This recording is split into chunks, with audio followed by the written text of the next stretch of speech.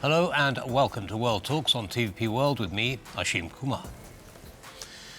With the Munich Security Conference in full swing, all eyes are on the US position on Ukraine and discussions of a sustainable peace plan for that country. Additionally, US Secretary of Defense Pete Hegseth visited Poland on Friday and met with President Duda and members of the Polish government, including Defense Minister Władysław Kosiniak-Kamysz.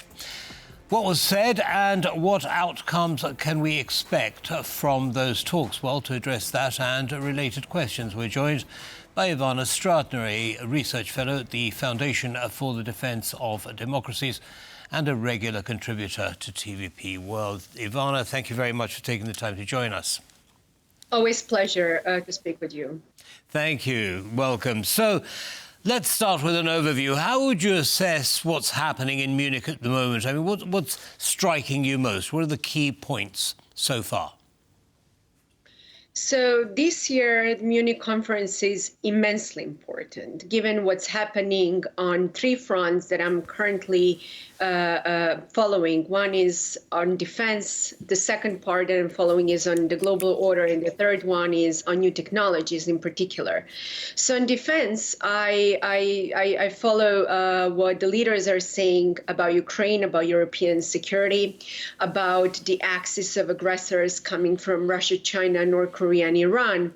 The second part is they're absolutely right to be worried about the preservance of the current world order, because it's certainly under the attack. And while some people in the West may laugh about this, Russia, with the help of China, they have been collaborating a lot to create something what they call a multipolar world. And the third part is definitely new technologies and rise of the importance of artificial intelligence and how we are going to proceed. What is the ethics behind that, and how to use that as our also national/international security issues. But what worries me a lot is that there are no, I see a lot of countries actually fighting within each other related to the questions of domestic issues, the rise in nationalism, their differences in terms of what constitutes, free speech, what is not, when in fact we should be absolutely focusing this year at Munich conference on a very important issue, number one, which is to preserve European security, because 2025 will be an immensely important year for that. Certainly. So European security and, by implication, some kind of uniformity, alignment between Europe and the US. What do you see the US attitude to Europe and the EU currently as being? I have to admit that I'm absolutely not surprised that the Trump administration has sent very clear signals that either you're with us or basically against us, to put it simply. But there is also a nuance. The Trump administration is very business-oriented and very transactional, and they believe that every country has its own share. Whether this is a right approach or not, it's debatable, because certainly Europe should take more lead, but it's also really important to give Europe credit when it's due, because since 2022, Europe also has done a lot of improvements. But nevertheless, Europe absolutely has to take even more responsibility. And I think because Trump is quite unpredictable leader, that Europe will eventually sit together and to try to find better solutions for Ukraine.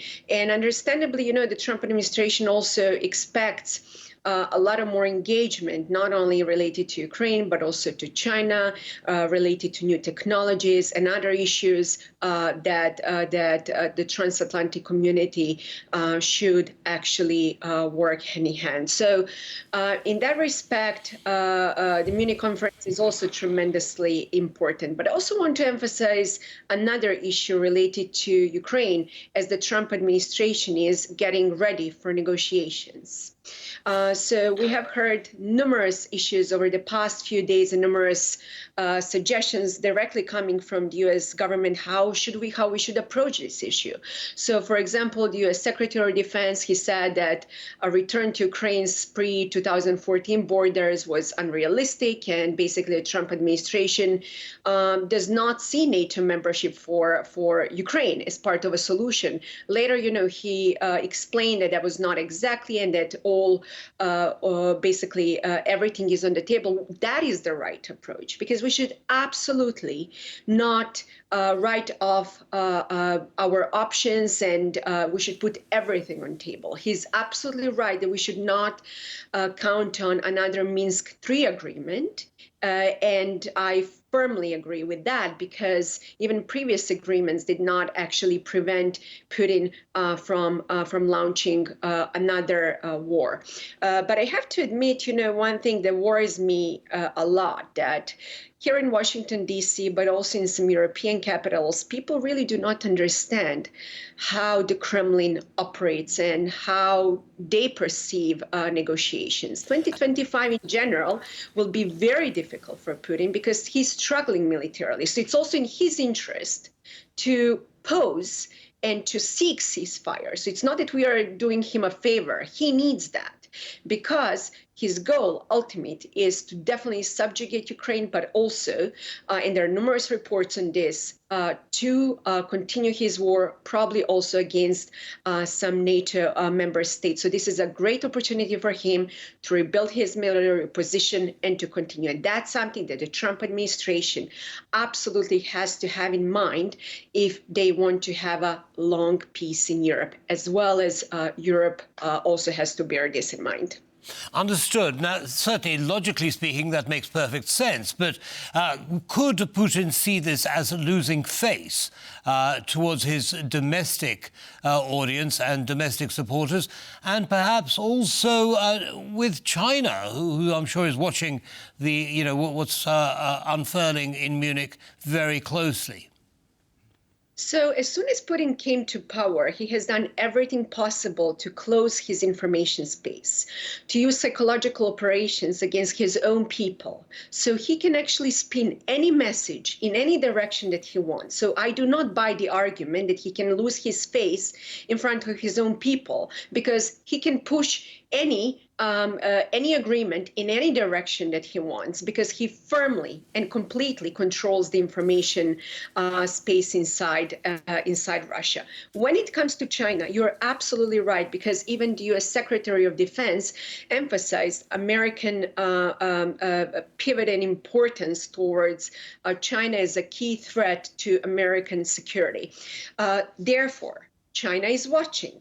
And this is precisely why we have to do everything possible to help Ukraine. If for people, who are not idealistic and who do not believe in helping just for the sake of helping, also for our own national security, because China is watching and they are observing how we are helping Ukraine, because next move might be related to Taiwan, and they're testing also our red lines also in Ukraine. And make no mistake that Russia and China are cooperating very closely in security matters, and they're their junior partners such as Iran and North Korea. So helping Ukraine, it's not only to deter Russia, but also another axis of aggressors coming from China, Russia, North Korea, and Iran.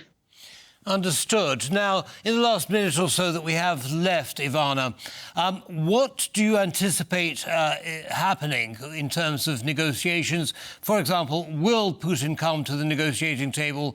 Is there some common ground on which agreement can be reached between the parties? So we have to understand that Putin perceives this as a zero-sum game. And it's really past time to observe the Kremlin to European and the Western eyes. Putin processes information very differently. He is a KGB agent who absolutely understands how to exploit the vulnerabilities of his opponents. Having said that, he understands that in 2025, he absolutely needs to seek ceasefire to have time for the next few years to rebuild his military, reposition, and to continue, because his ultimate goal is truly to destroy Ukraine, but also to change the world order. And I understand that a lot of people in the West may laugh about his statements, thinking, that Russia is too weak for that. But Putin is thinking very differently. All he really has to do is to attack one of neighboring countries that are part of NATO and to make sure that NATO does not respond. So basically to challenge NATO also below the threshold of war. And we have to absolutely get ready for that. Understood. Very delicate situation in many aspects. Ivana Stradner, thank you very much for sharing your expert analysis with our audience. Have a good day. Thank you immensely. Thank you. Bye-bye. And that's all from us in this episode of World Talks. Goodbye.